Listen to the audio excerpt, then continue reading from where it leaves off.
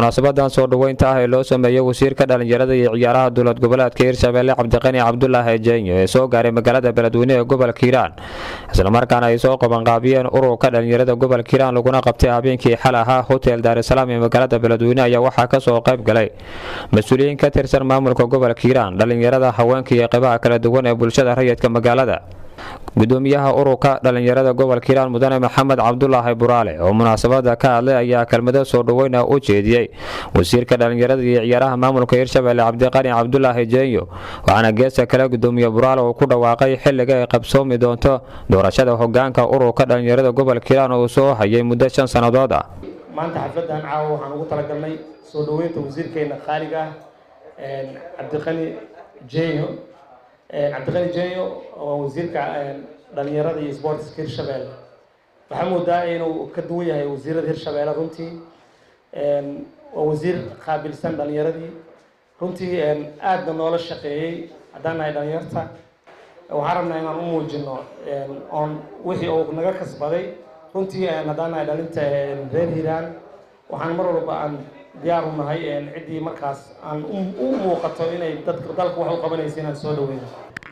wasiir soo dhawow runtii Beledweyne waa caasimadda gobolka Hiiraan waa meesha wasiir ku tahay meesha ugu qiimaha badan waaye meesha aad laga soo dhaweeyo waaye runtii anoo maanta fursadan ka faa'iideysanayo soo dhaweynta maadaama aan ahay gudoomiyaha dhalinyarada gobolka haddana aan ka mid noqday aan noqday state-kii u gudbay iyo qarankii dhalinyarada Soomaaliyeed aan ka mid noqday runtii waxaan soo hayay muddo 5 sano waxaan rajaynayaa wixii maanta ka dambeeyay inaan diyaarino doorashada gudoomiyaha dhalinyarada gobolka Hiiraan runtii waxaan rabaa inaan sameeyno insha Allah doorasho dhici doonto oo aan rabnaa inaan ku aadino maalinta dhalinyarada oo 15 May loo bilood kadib si aan fursad u siino qof kasta oo dhalinyaro ee reer Hiiraan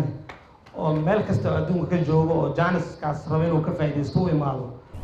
gudoomiyaha ururka haweenka gobolka Hiiraan Farxaan Cumar Caarte ayaa qaar ka mid ah mas'uuliyiinta kala duwan ee ka qayb galay munaasabada soo dhaweynta ee loo sameeyay wasiir Jeenyo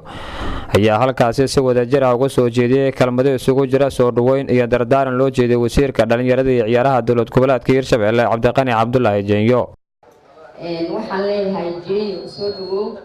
Jeenyo waa wasiir anaga lagu qaali hadii aan nahay bulshada ku dhaqatay Hiiraan hadaan nahay waa nin dhalinyaro ah waa nin fahmaya meesha ay wax naga jiraan mid waxaan dhihi rabaa wasiirka reer Beledweyne ama reer Hiiraan sidii dawladnimada u jecel yihiin looguna dawladeyn karaa